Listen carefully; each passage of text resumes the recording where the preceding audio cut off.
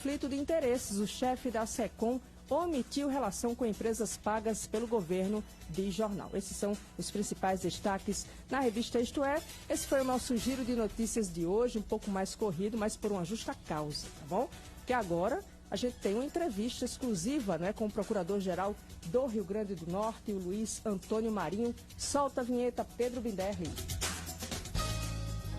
Agora News Entrevista. É isso aí, estou aqui com o Dr. Luiz Antônio Marinho, Procurador-Geral do Rio Grande do Norte. Dr. Luiz Antônio Marinho, seja muito bem-vindo ao Agora News. Obrigado, Daniela. Boa tarde, ouvintes da Rádio 97 e aqueles que nos assistem pelas mídias sociais que a 97 transmite. É um prazer, é uma satisfação, alegria estar aqui sendo entrevistada por você e trazendo as informações acerca da nossa Procuradoria-Geral. Maravilha. Bom, doutor Luiz Antônio Marinho, eu gostaria que o senhor começasse explicando ao nosso telespectador, né, e ao nosso ouvinte o que é que faz a Procuradoria-Geral do Estado. Muita gente não sabe, né, qual é o papel, qual é a função da Procuradoria-Geral. Então, antes da gente começar realmente os nossos temas, né, as nossas pautas, explica aí como é que funciona, qual é o objetivo de uma Procuradoria-Geral no Estado. Muito importante a gente começar falando um pouco do papel da Procuradoria e dos procuradores, que realmente temos uma dificuldade de comunicação sobre o nosso papel na sociedade e no Estado. Muitas vezes nos confunde até como procurador do Estado, procurador no caso, procurador de Justiça. Isso. E também com o procurador da República. São funções absolutamente distintas. O papel da Procuradoria do Estado e dos procuradores está no artigo 132 da Constituição Federal. Nós temos o papel de fazer a representação judicial e extrajudicial das unidades federadas, aqui no caso Rio Grande do Norte, e também exercer a consultoria geral do Estado. É um papel muito relevante, principalmente na análise dos atos praticados pelo Poder Executivo, pelos gestores de um modo geral. A gente examina se aqueles atos estão que vão ser praticados ou que foram praticados, estão de conformidade com a lei, não só local, como nacional e a própria Constituição. Nós examinamos, para você ter uma ideia, processos de licitação, que envolve a contratação de serviços, de obras de construção, de um modo geral, e todo o orçamento do Estado, que é executado anualmente, praticamente passa pela análise jurídica da Procuradoria. Claro que nós não temos a prerrogativa de entrar no mérito. O mérito do ato administrativo, a prática que vai ser feita é do gestor, mas nós examinamos se está em conformidade com a lei. Olha a importância, né? Então nós temos esse papel que a Constituição Federal nos deu e também a legislação local. Mas não fica só nisso. Nós também somos responsáveis pela inscrição e execução da dívida ativa do Estado. Então, os contribuintes que eventualmente atrasam o recolhimento de ICMS ou não recolhem o IPVA ou mesmo o ITCD, multas do PROCON, multas do Tribunal de Contas, que são aplicadas aos gestores de um modo geral, multas aplicadas pelo IDEMA também. Então, há uma pleiade de créditos que eventualmente não sejam pagos ou recolhidos no momento oportuno pelos contribuintes, tanto o DETRAN, a tributação, ou esses órgãos que eu citei aqui, inclusive as custas processuais do Tribunal de Justiça também estão sujeitas à inscrição e cobrança pela Procuradoria. Aí vocês escrevem no Serasa? Nós fazemos, em primeiro lugar, a inscrição em dívida ativa na nossa unidade competente para isso, que é a Procuradoria da Dívida Ativa. Certo. Mandamos uma notificação para os contribuintes que eventualmente não tenham recolhido a tempo e modo. Aguardamos um prazo, normalmente de 30 dias. Caso nesse prazo não haja o pagamento, ou à vista ou parcelado, nós fazemos a execução judicial. Caso o valor seja um valor considerado ínfimo, um valor de pouca expressão, nós não fazemos execução judicial, e sim uma execução administrativa. E aí usamos instrumentos do Serasa, fizemos um contrato agora há pouco tempo com o Banco do Brasil e podemos fazer essa cobrança administrativa. Mas voltando então ao papel da Procuradoria, você vê que é muito abrangente, muito, tem um papel estratégico na gestão da administração pública, exatamente por dar oportunidade e segurança também para o gestor público para praticar os atos dentro da lei. É uma primeira análise do aspecto legal feita por um órgão interno do Poder Executivo, que também, posteriormente, esses atos praticados pelos gestores, de um modo geral, são analisados por órgãos de controle externo, como, por exemplo, o Tribunal de Contas, o Ministério Público. Eles fiscalizam os atos da Procuradoria-Geral do Estado, né?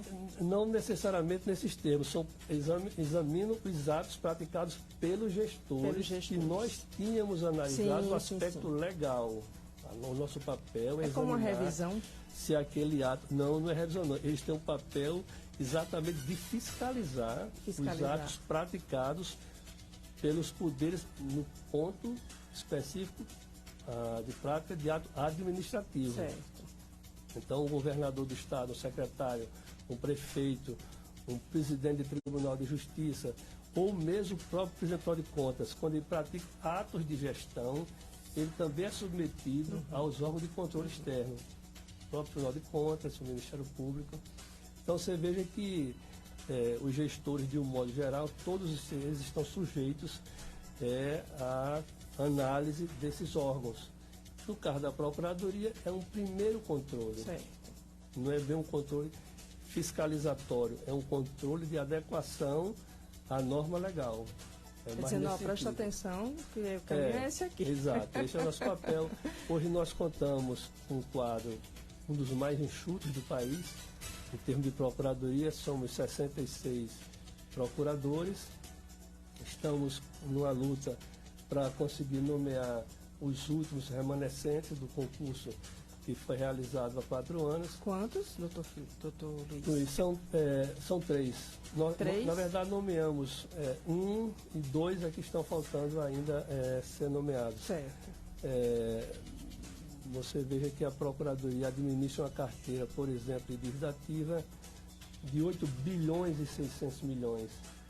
Evidentemente que uma parte desse recurso que a gente administra na dívida ativa, uma boa parte é irrecuperável pela própria passagem do tempo. Alguns créditos estão inscritos há mais de 20 anos, alguns outros, as empresas não funcionam mais, não têm bens, há uma dificuldade de localizar os devedores.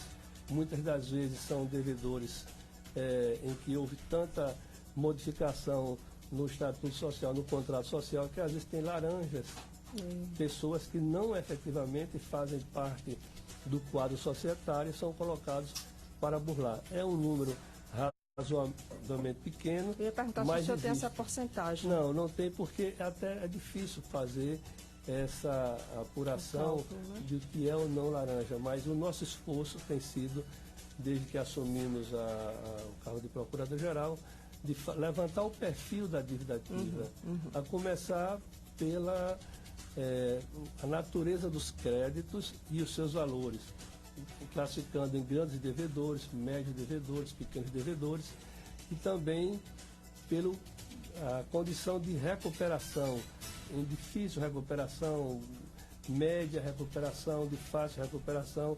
Difícil recuperação são empresas que já não funcionam, que fecharam as suas portas e que realmente há uma dificuldade de localizar.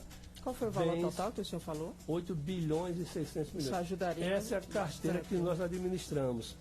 Mas a gente não pode ser muito otimista em relação a isso, ao estoque da dívida, porque a média nacional de recuperação desses créditos, inclusive nas PGEs de todos os estados, inclusive na própria PGFN, varia de 0,7% do estoque a 1%.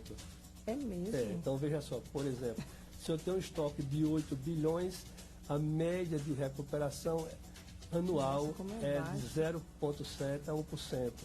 O ano passado, com o esforço que nós tivemos, tomamos algumas medidas que realmente já estão dando efeito prático. Para você ter uma ideia, nós conseguimos praticamente recuperar, em relação a 2018, 50% a mais. Olha, então, é um grande ganho, né? Realmente a gente fechou o ano em 50 milhões de reais de recuperação de crédito, quando no ano anterior tinha sido 33 milhões. Então houve um incremento de recuperação da dívida de 17 milhões de reais. Essa verba ela pode ser investida em qualquer outra área? Pode e deve. Pode ser usada para pagar salário do servidor? Quando a dívida é recuperada, vai para inicialmente uma conta na Procuradoria e depois repassada para a fonte 100. Evidentemente que tem algumas verbas de recuperação que são carimbadas. Por exemplo, as custas processuais, elas são aportadas para o PJ. E, por sua vez, dá o destino conforme a lei está colocada. E assim por diante. E também, nesse esforço de recuperação da dívida, nós fizemos uma separação da especializada. Nós tínhamos uma procuradoria que concentrava a inscrição e a cobrança, mas também a defesa do Estado nos processos, nas ações que eventualmente os contribuintes entravam para discutir a cobrança da dívida, que foi inscrito e que está sendo executado.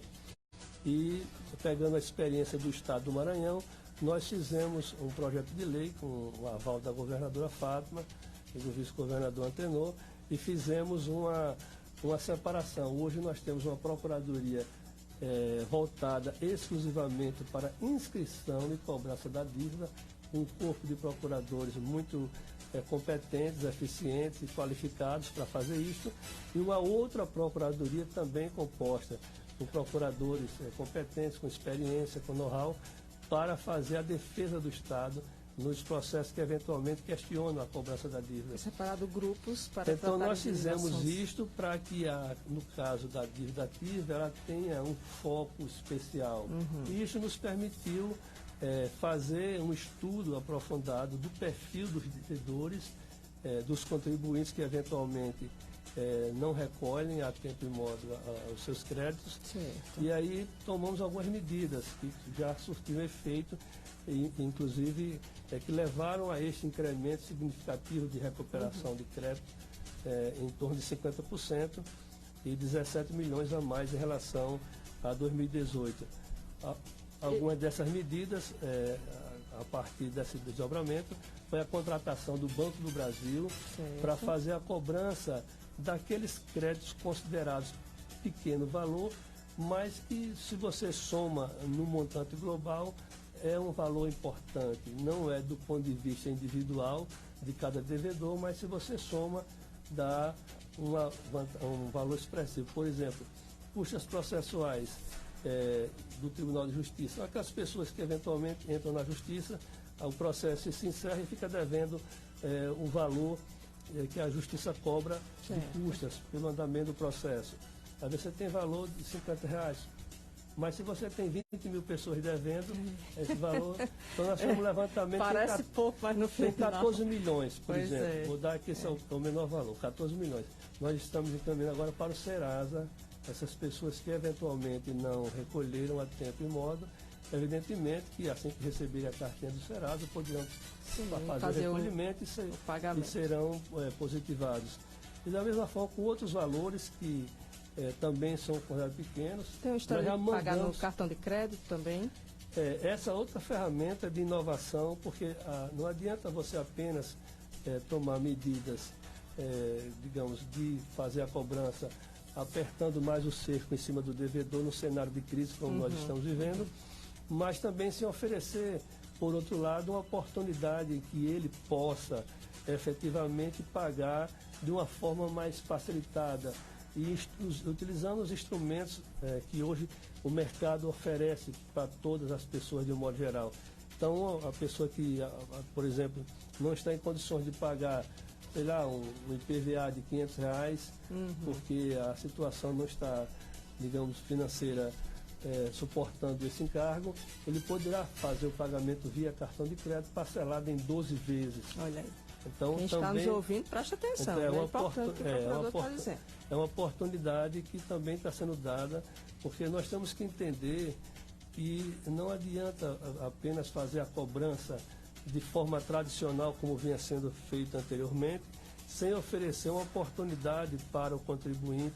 E na grande maioria são pessoas que de boa fé, mas que não teve condições por algum momento, por alguma situação econômica, financeira, pessoal, de saldar aquele crédito. É bem a cara do brasileiro. Pois é, então... Infelizmente. Eu acho que praticamente todo mundo está nessa situação.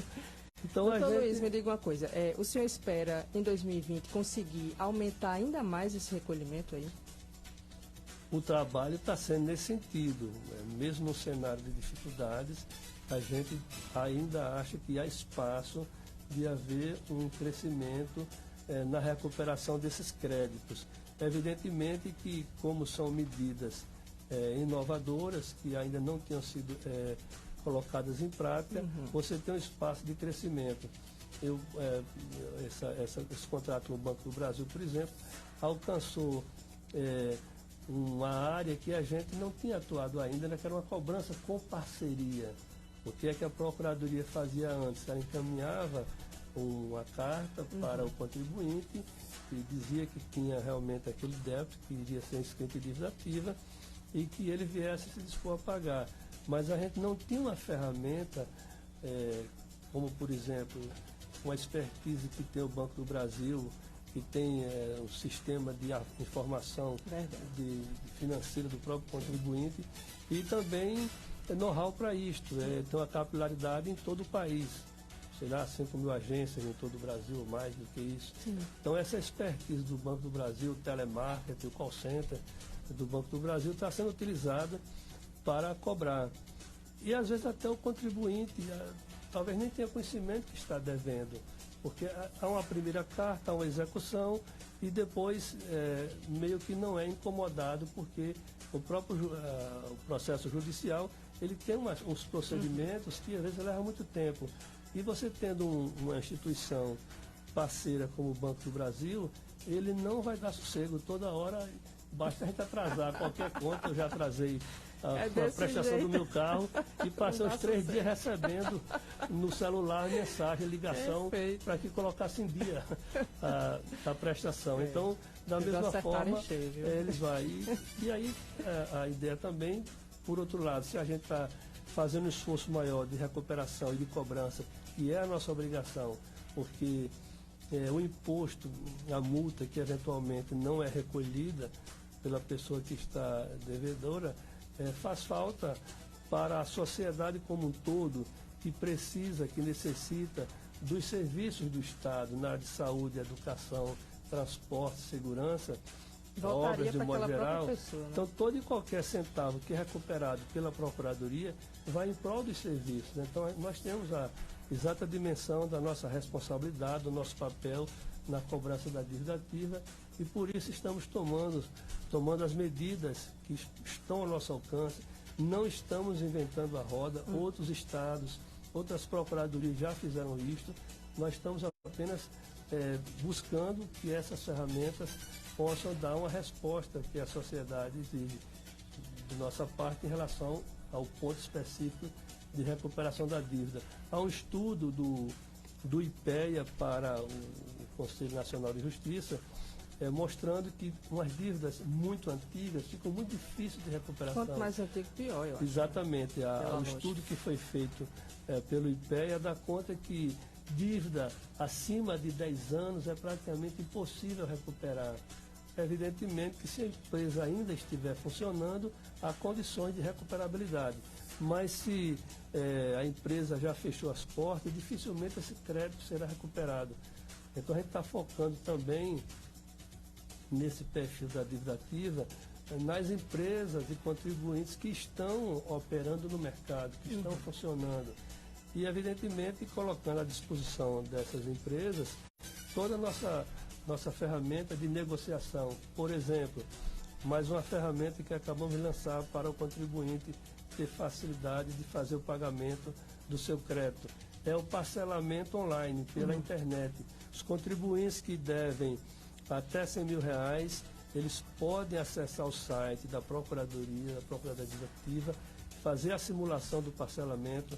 O próprio sistema já está habilitado a fazer essa simulação, né? E a melhor forma que ele puder fazer esse recolhimento, a que lhe atender mais o seu bolso principalmente, ele poderá fazer esse parcelamento, fazer esse pagamento.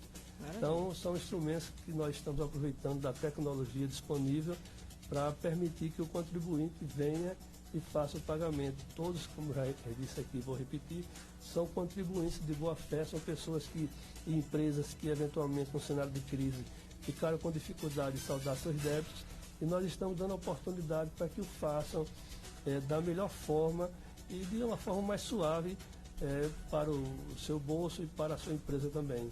Eu acho que a contribuição que a PGE poderá dar e está dando para o contribuinte e para a sociedade do modo geral. Essa questão da dívida ativa foi uma prioridade em 2019, então, para a sua gestão frente à Procuradoria-Geral do Estado, não é isso? Foi prioridade total, porque a sociedade espera que a gente atue fortemente nesse ponto. Mas não ficou só nisso também não. Nós também tivemos uma atuação muito forte no setor de saúde. Era o que eu ia naquilo perguntar. Que a gente, naquilo que a gente poderia contribuir com a sociedade, com o Estado e com o próprio governo Fátima. E é super importante também a ação nessa questão da saúde, não é? É fato que a demanda de saúde e da população por serviços de saúde sempre será maior do que a capacidade dos estados e da União responder. Pela limitação de recursos humanos, materiais, financeiros. E então a população e o cidadão, de um modo geral, ele acaba indo buscar a justiça para comprar o medicamento, para ter o tratamento de saúde que eventualmente ele buscou e num primeiro momento não lhe foi prestado.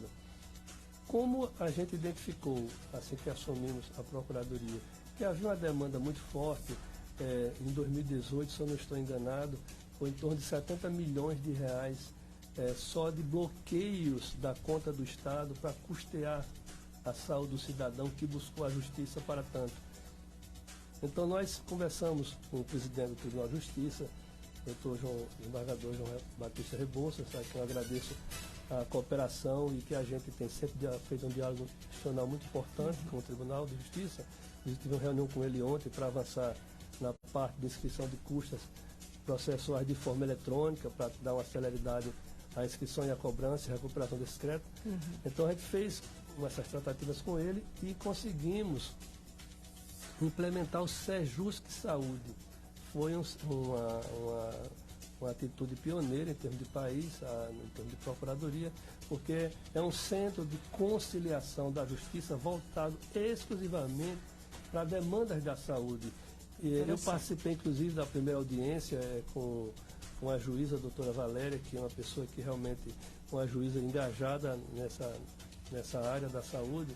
E nunca esqueci desse fato, porque era até uma senhora gestante que estava buscando medicamento, que em tese não estava disponível na Unicat, e nessa audiência, com a presença de um representante da Unicat, em toda audiência vai alguém da Unicat, vai um enfermeiro, um médico da área, então sempre alguém da saúde vai estar participando dessas audiências e ver se aquele tratamento, se aquele medicamento está disponível na Unicat ou não, e tentar fazer a melhor compra possível, porque muitas das vezes se pagava um valor muito alto pelo tratamento, se fosse pelo SUS ou mesmo tendo como referência um plano de saúde tipo Unimed, seria bem menor.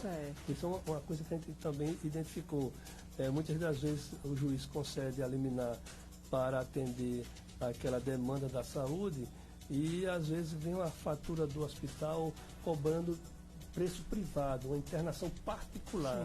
E isso, por um lado, é bom porque atende aquele cidadão que estava precisando, mas por outro o Estado acaba pagando um valor muito alto, que se tivesse como referência o plano de saúde, estou citando o Unimed, que é que todos nós conhecemos, eu tenho, por exemplo, o Unimed também, o preço não seria um preço particular, seria um preço referenciado a um plano de saúde, se não for possível referenciar o SUS, que todos sabemos que o valor é muito ínfimo, muito pequeno, e a tabela tem anos que não foi atualizada. Então, o Serviço de Saúde veio com essa finalidade de propiciar uma prestação de serviço à saúde naqueles casos que são judicializados de uma forma mais econômica, mais eficiente e com menor custo para a sociedade. Porque quando a gente diz que é o Estado que paga, na verdade quem está pagando é o contribuinte, somos nós, porque o Estado ele não fabrica dinheiro, ele arrecada impostos que a sociedade paga, que a sociedade recolhe para receber de volta em forma de serviços. E de preferência serviços de qualidade e de forma eficiente. Então o Serviço de Saúde teve essa dimensão e tem uma referência hoje. Recentemente eu vi uma entrevista da doutora Valéria, ela colocando os números do Serviço de Saúde. Nós já constatamos que em relação a 2018 houve uma redução de 15 milhões de reais nos bloqueios. Isso quer dizer que manteve-se a prestação de serviço naquele espaço em que a Justiça teve que atuar por alguma falha do sistema de saúde, mas de uma forma mais econômica e racional. Nós economizamos, Nós economizamos de certa forma. E eu acho que a gente tem condições de avançar mais. Tem o Serviço de Saúde Natal, mas nós também pretendemos, nesse diálogo com o Tribunal de Justiça, também interiorizar, colocar talvez em Mossoró, em Caicó, em Pau dos Ferros, porque também aproxima não só a Justiça, mas também o Poder Executivo na parte da prestação de serviço de saúde do cidadão de um modo geral. Eu acho que é o que toda a sociedade espera, é que o serviço público seja prestado de forma eficiente e de qualidade. É um sonho, né? É um sonho da população. Doutor Luiz Antônio Marinho, muitíssimo obrigada pela sua participação. Infelizmente. Infelizmente, mas o senhor pode voltar o dia que o senhor quiser, falar, tá certo? Tudo bem. Pronto, exatamente. Tem 50 anos, esse ano tem 50 anos, vamos encerrar com os 50 anos. Exatamente, a Procuradoria está completando 50 anos agora em 2020. Tem prestado serviços muito importantes à sociedade, ao Estado, ajudando na governabilidade, orientando os gestores de um modo geral na prática de atos administrativos, atos de gestão de forma segura, de forma legal. E a gente vai fazer uma programação para este ano, 2020, o ano todo. Constituímos uma comissão para isso. E eu acho que a partir de março... Está em festa, PG. Estamos em festa. Maravilha. Muito merecida. E tem muito que comemorar. E eu que já tenho 26 anos de casa, né? Eu sou quase um dos decanos. Olha aí, tá o vendo? meu concurso é o terceiro. O primeiro concurso, se eu não estou enganado. O terceiro foi concurso? nos anos 70 e 82. Não diga não. Em 82, acabei de dizer, tá sem jeito. Nós mulheres dizemos logo, não diga não. Tá sem jeito. Em 82 fizemos o segundo e a minha geração da Procuradoria é de 93, então é o terceiro concurso. Mas já fizemos vários a partir daí e o último estão lutando para fazer a nomeação de mais 2 procuradores que vêm somar a esse quadro de qualidade, eficiência e competência que é o nosso quadro de procuradores. Quero mandar um abraço para todo mundo que está assistindo e nos vendo aqui. Porque rádio agora a rádio é TV, né? Quem imaginou que chegaria o ponto que o rádio, eu adoro o rádio também, o rádio seria visto, né? Não só ouvido. Teve gente que achou que o rádio ia morrer, né? Quando apareceu a televisão. Pelo contrário. Rádio, olha só o que está acontecendo. Com a chegada da internet, o rádio ganhou uma amplitude fantástica, porque ele alcançou espaços que não tinha antes. Exatamente. Né? Então, eu acho que todo mundo com celular assiste, está assistindo programa, essa hora. Eu quase que virava um jornalista, né? Sabia? Eu sou da turma de João Maria Medeiros. João Maria, maravilhoso. De Gerson de Castro. Gerson. Todos deram certo no jornalismo, a turma de 82. Faltou você, mas você está fazendo um bom trabalho na PGE, viu? Não deixa de ser um pouco de jornalismo também, verdade. que a gente fala, escreve, né? Olha, eu quero parabenizar. A matéria-prima. Parabenizar o doutor Luiz Antônio Marinho pelo trabalho. Né? Ele deu os dados aqui, os números, realmente fantástico, né? O que ele fez, né, durante o ano de 2019. Nós fizemos uma equipe maravilhosa. Que a PGE fez, realmente, é um trabalho em equipe, né? E sob a responsabilidade do doutor Luiz Antônio Marinho. Parabéns, desejo boa sorte para 2020, que é o ano aí dos 50 anos da PGE. E muito obrigada pela sua participação mais uma vez e fica o convite para voltar. Fica à disposição quando tiver o que dizer para a população do Rio Grande do Norte, o espaço aqui no Agora News estará aberto Muito para obrigado, e a todos os PGE PGE. também. Grande abraço a todos. Um abraço. Bom, nós vamos a um rápido intervalo, daqui a pouquinho a gente volta e aí tem uma entrevista com o deputado.